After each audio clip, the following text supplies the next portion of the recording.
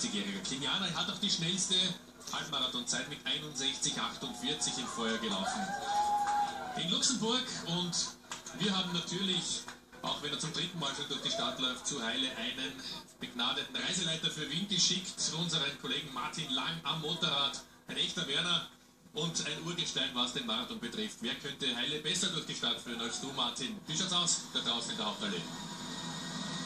Noch ein paar Menschen, die sich da Zeit gelassen haben, ihr eigenes Tempo wählen. Das ist ja auch in Wirklichkeit für die Hobbyläufer das Entscheidende, sich nicht anstecken zu lassen von Eifer und vielleicht da irgendwann dann dafür zu zahlen.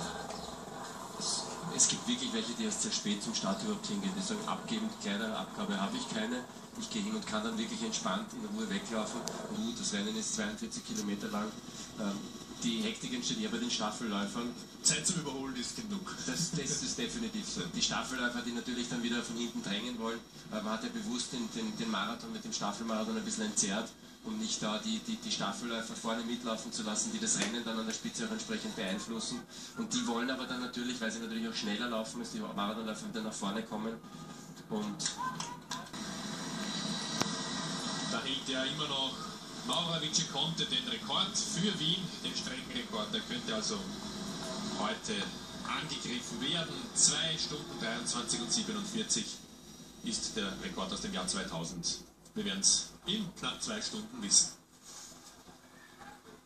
Also viel los hier in Wien. Wir haben Haile Gebrselassie an der Spitze, wir haben die Marathon-Elite, die einen Streckenrekord jagt und momentan wahnsinnig schnell unterwegs ist. Wir haben ein schnelles Essen. Haile Gebrselassie ist mittlerweile Chef über mehr als 1000 Mitarbeiter. Er hat also fast ein Imperium geschaffen in Äthiopien, in Addis Abeba zu Hause.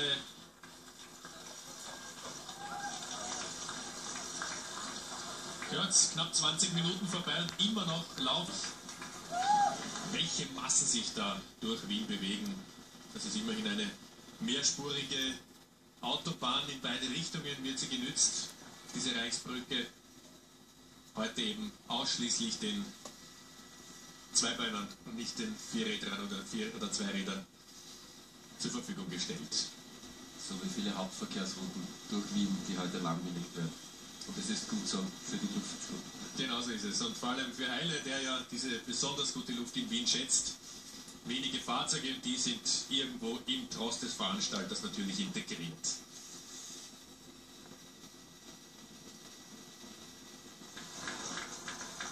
Hat sozusagen das virtuelle Staffelholz übernehmen und ins Ziel laufen.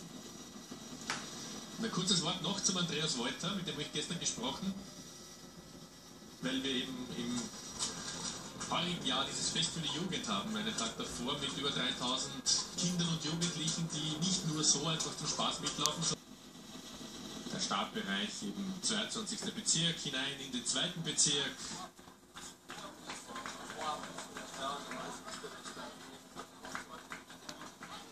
Hier im Rennen hatte. Und jetzt ist er alleine, das heißt, er muss jetzt wieder die ganze zweite Hälfte alleine laufen, was das Unterfangen nicht unbedingt einfacher macht. Aber wenn er wirklich in dem Zustand ist, wie er es selber geschildert hat, dann ist ihm das zuzutrauen und ich wünsche ihm jetzt wirklich alles Gute, vor allem jetzt auch das Winterteam.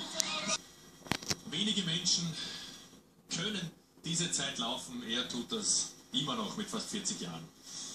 Wir sehen hier, ja, ich glaube, es ist die größte Baustelle Europas auf jeden Fall. Der Hauptbahnhof nimmt schon langsam Formen an. Das Versorgen der Athleten jetzt von außen verboten. Das ist seit letztem Jahr so, dass man nicht einmal mehr die Flasche reichen darf. Also, Entschuldigung, ganz kurz, das Wiener Belvedere hat natürlich einer von so vielen traumhaften Anblicke, die man eben sonst als Normalsterblicher nicht bekommt, außer man ist Kameramann im Helikopter oder sieht bei uns zu im ORF. Hier wieder Hannes Langer im Rennleiterwagen, der natürlich versucht, Heile die beste Linie vorzuzeigen und der läuft hier ein Tempo von etwa 20 km/h jetzt gerade an der Oper vorbei und da ist jeder Meter kostbar. Das ist einfach, wer weiß, was 20 km/h bedeuten oder einmal mit dem Fahrrad so etwas gefahren ist, bei 21 Jahren. So eine sogenannte blaue Linie oder eine markierte Linie, die den besten Weg, die Ideallinie vorzeigt. Hier in Wien kann man das nicht machen, weil einfach mit dem Schlusswagen die Stadt wieder besenrein übergeben werden muss vom Veranstalter. da ist es auch so, dass da halt wirklich sehr viele Helfer schon unterwegs sind und versuchen das dann gleich wieder, sobald wieder ein bisschen mehr Luft ist in den Läuferfeldern, das gleich wieder rauszubringen, damit nicht so viel Müll auf der Straße liegt.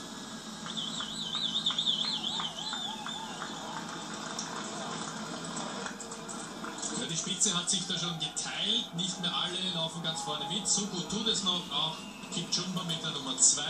Peter Brunner hat sich jetzt, weil wir natürlich einen sehen, der nicht ausschaut, der wieder mal im Vollbesitz seiner Kräfte ist. Haile Gebrselassie zuletzt, während er jetzt in Kürze an Schloss Schönbrunn vorbeiläuft. Wir sehen die Gloriette.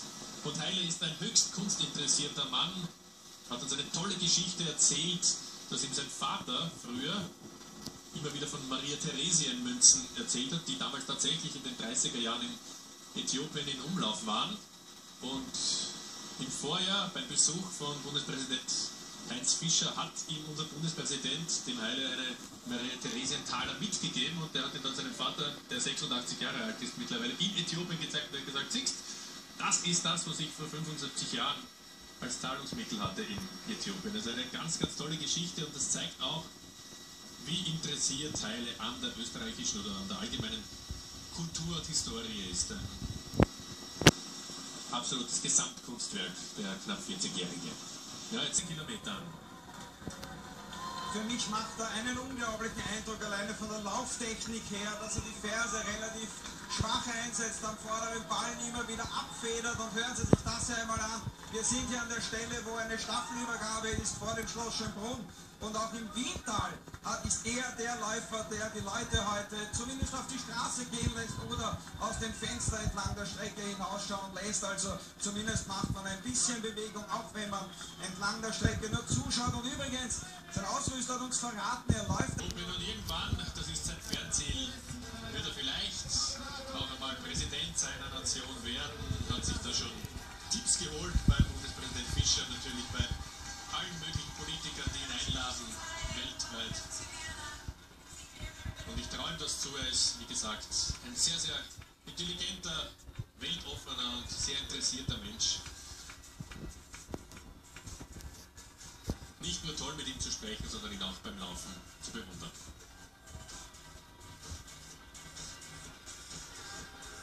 Offizielle Zeit, 1 Stunde, 1 Minute und 14 Sekunden. V-Generaldirektor Reuss, ein laufbegeisterter Mensch, empfängt Haile hier mit dem Zielband des Siegers. Der zweite Platz ging an Hosea Kipkemboi und der dritte an Meko an INF. Hier aber natürlich deutlich distanziert worden von Haile Gebrselassie, dem zweifachen Olympiasieger von Atlanta 96 und Sydney 2000.